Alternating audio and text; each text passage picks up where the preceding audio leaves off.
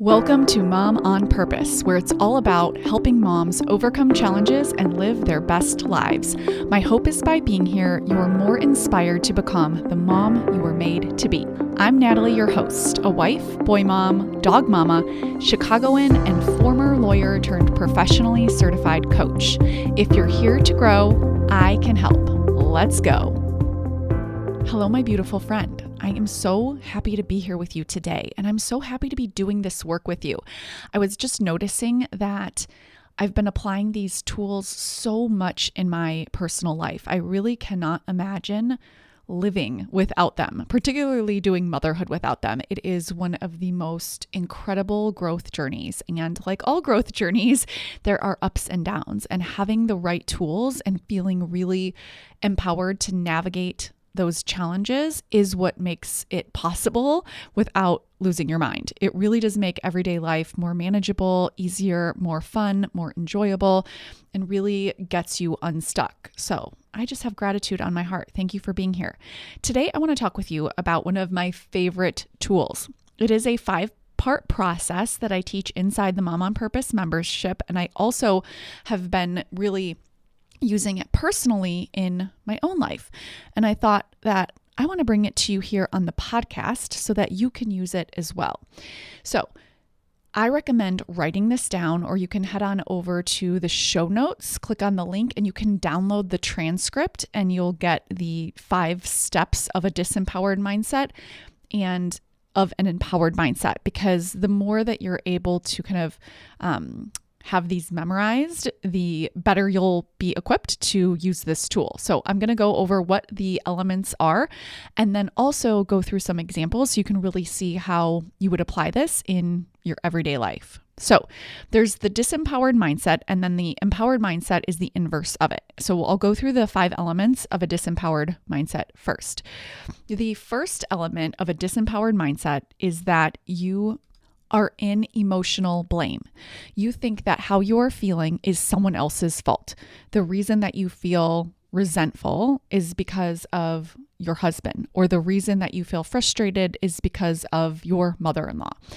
And all we're doing here with these elements is noticing that these are going to keep you disempowered for your sake. It is, of course, normal that your human brain that's healthy is going to first blame your emotions on someone else. But you know from listening to this podcast that thoughts create feelings. So what happens in your life, what happens in your circumstance, does not create how you feel. You create how you feel, but your brain is wicked smart, as I like to say, and that means that it creates these feelings automatically on default. And just knowing that is really helpful, because then you can question it for your sake and really change. So emotional blame is the first element of a disempowered mindset. You're blaming someone else for how you feel. The second element is you focus on things that are outside of your control. Specifically, you're trying to control mother-in-law so you can feel better.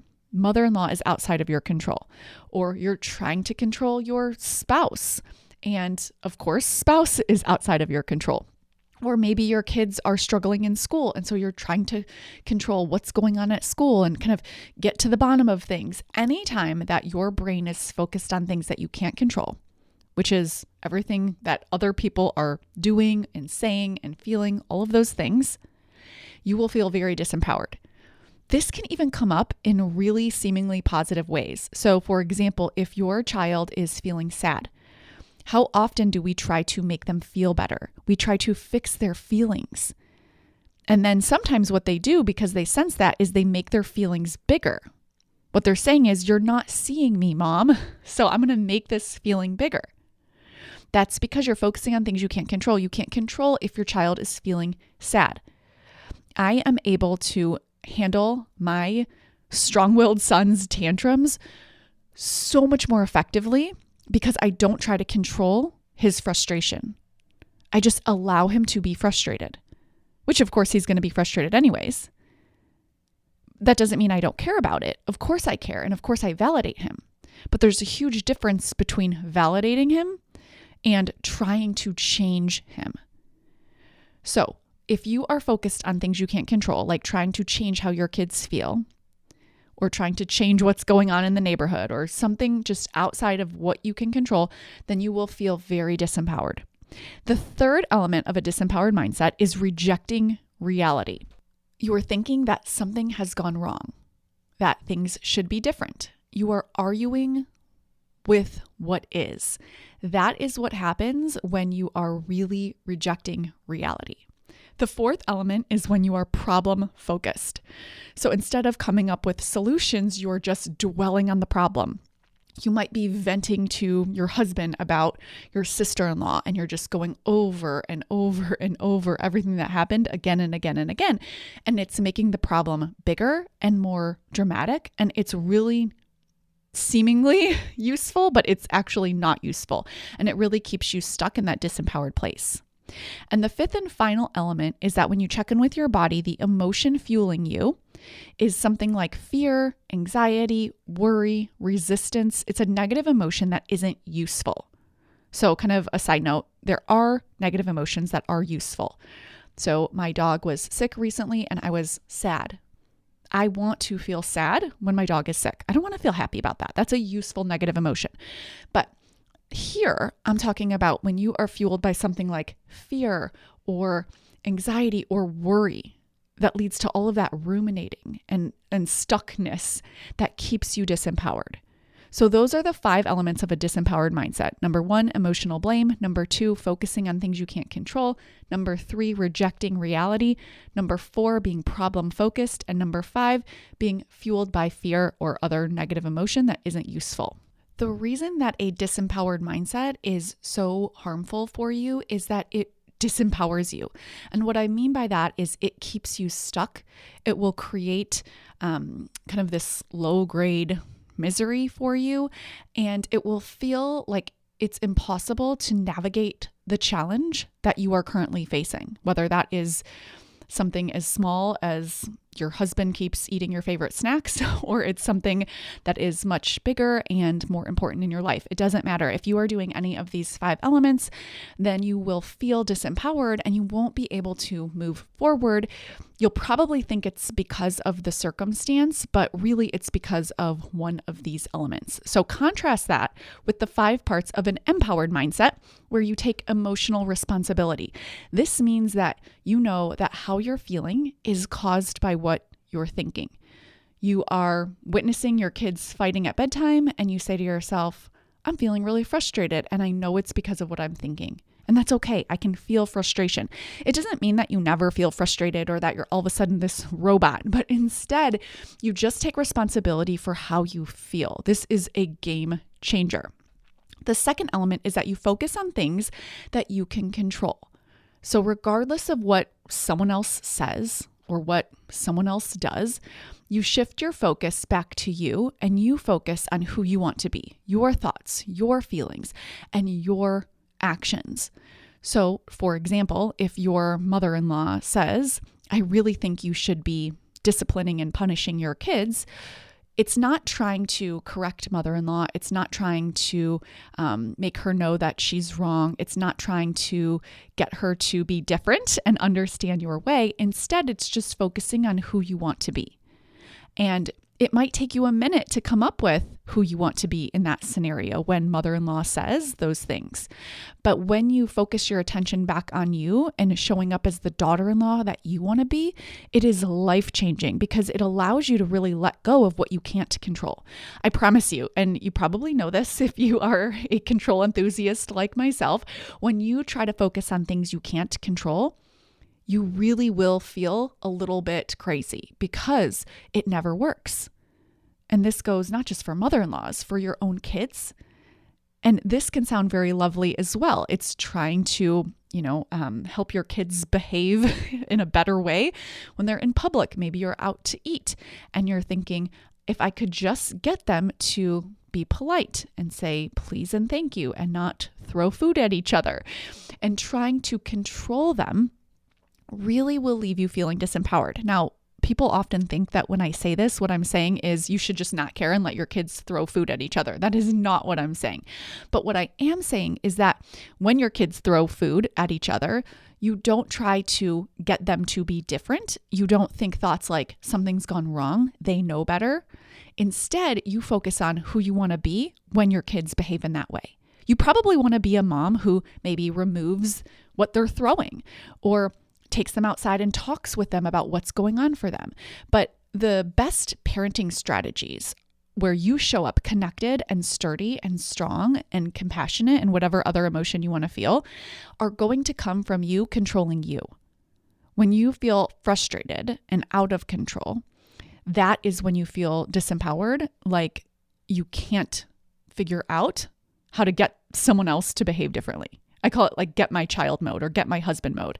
Whenever you're trying to get someone to do something, you feel disempowered because you're focusing on things that you can't control. When you are in an empowered mindset, you focus on what you can control. So you ask yourself, okay, given what's happening in my circumstances, who do I want to be? How do I want to think about this? How do I want to feel about this? And then what do I want to do? Okay, the next element is that you accept reality.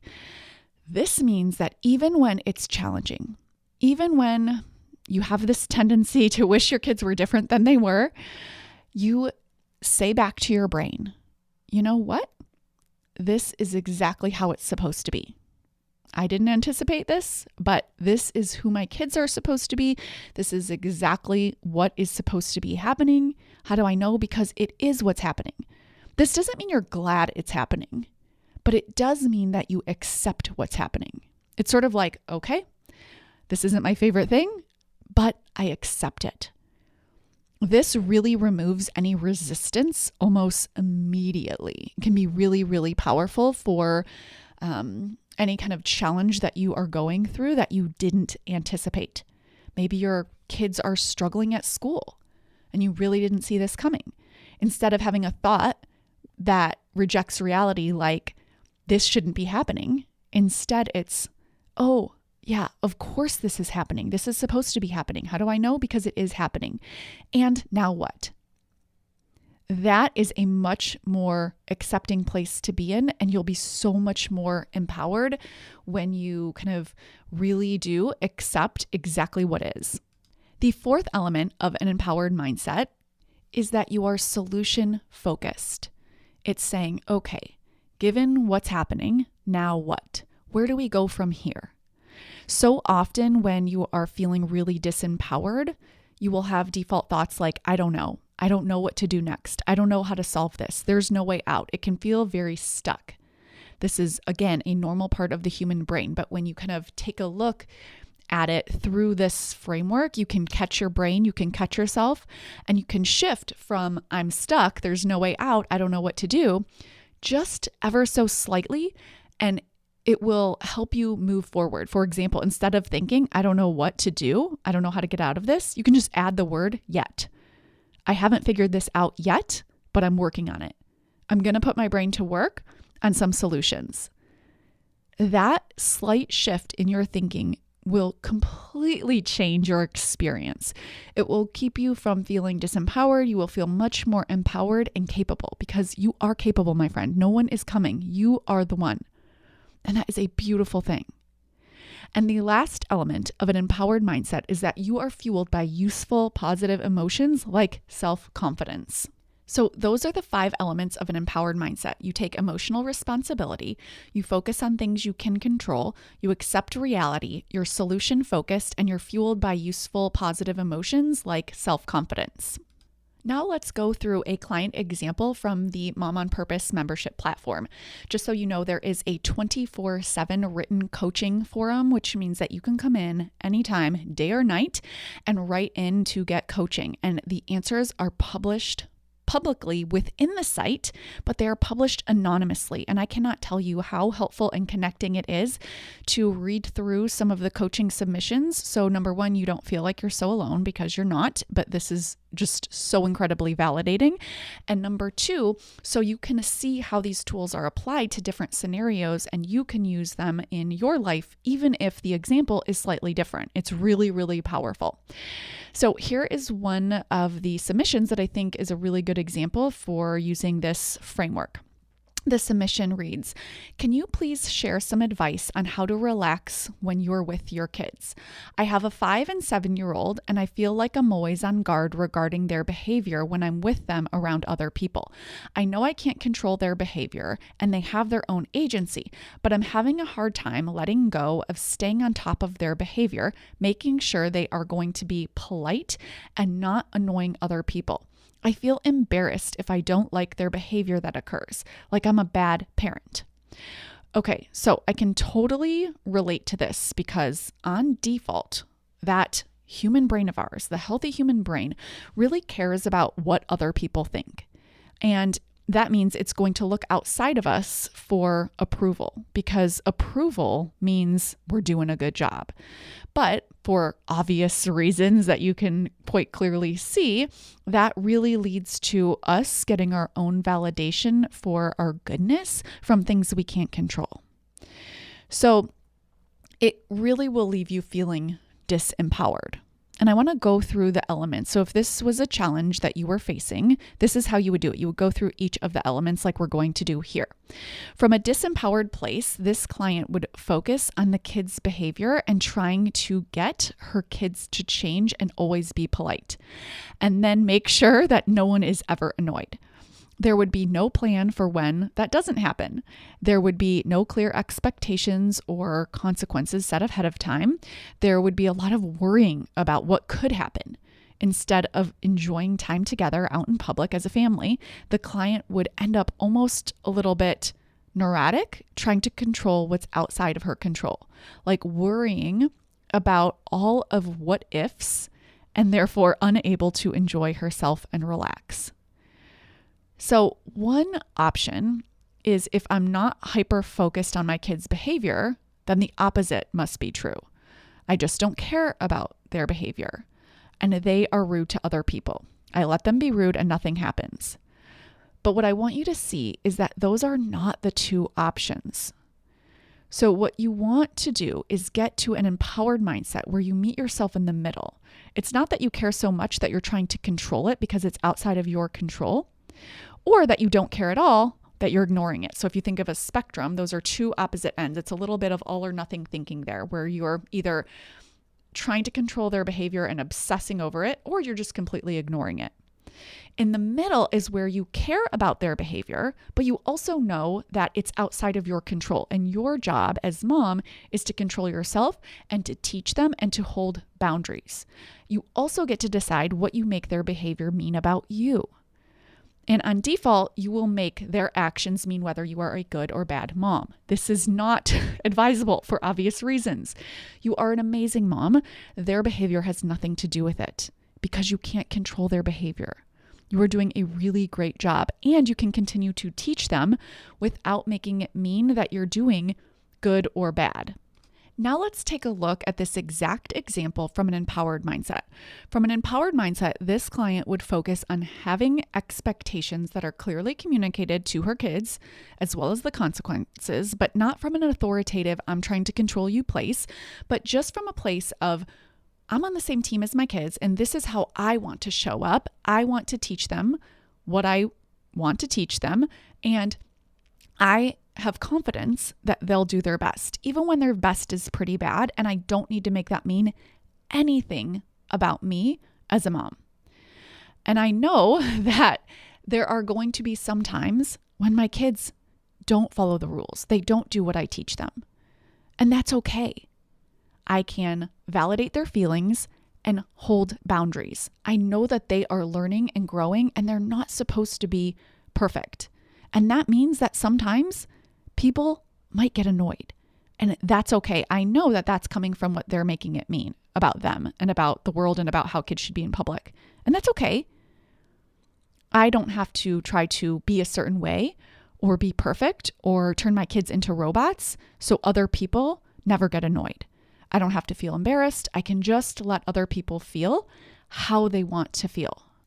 Out of the moment when you are doing your own self-coaching, you can ask yourself, do I want to feel embarrassed when my kids act like kids? If the answer is no, then you can create intentional thoughts that you can practice so that you don't feel embarrassed. Remember that embarrassment isn't coming from what your kids do. That's emotional blame. You're delegating your emotions to your kids. Instead, feeling embarrassed is coming from what you're making it mean. I'm a bad mom. Other people think I'm a bad mom. I can't believe they're doing this in public, whatever it is. So the story that you tell yourself creates the emotions that you feel.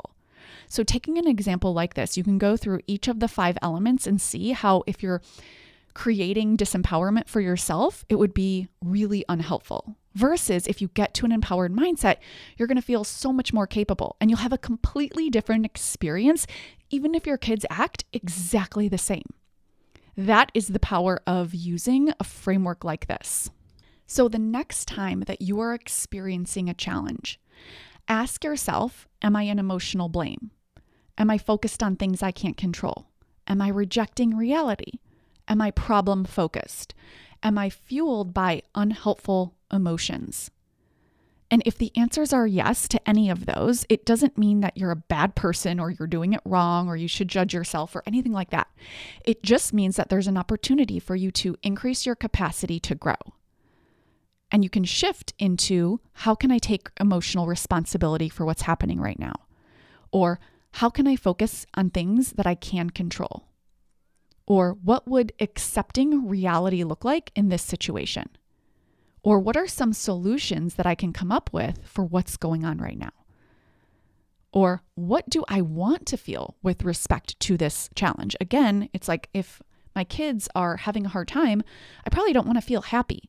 But worrying also isn't useful feeling fuel, as I like to call it. Instead, I might want to feel confident or supportive or connected or strong.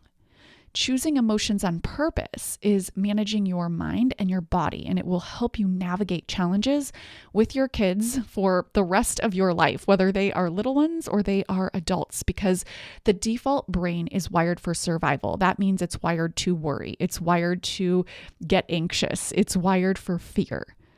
And in modern motherhood, in this day and age, it's just not useful because 99% of the time, it's not life or death like your brain thinks it is. And so using a tool like the empowered mindset, you can get your prefrontal brain back online, making the decisions so that you can be fueled by much more helpful emotions and taking responsibility for how you feel. And being solution focused, accepting reality, focusing on what you can control. And this is how you navigate challenges.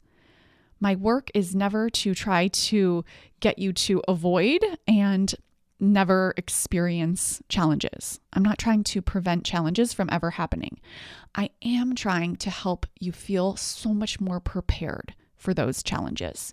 And I think that is how we get stronger and more capable of navigating everyday life. And then our capacity expands. And before you know it, what was once a huge challenge for you is something that you've really worked through, overcome, and are stronger for.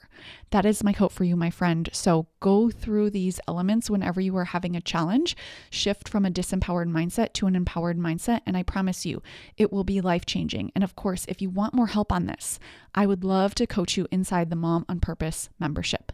I will talk with you next week, my friend. Take care. Thank you for being here and listening. Now head on over to momonpurpose.com/coaching to learn more about the Mom on Purpose membership, where we take all of this work to the next level.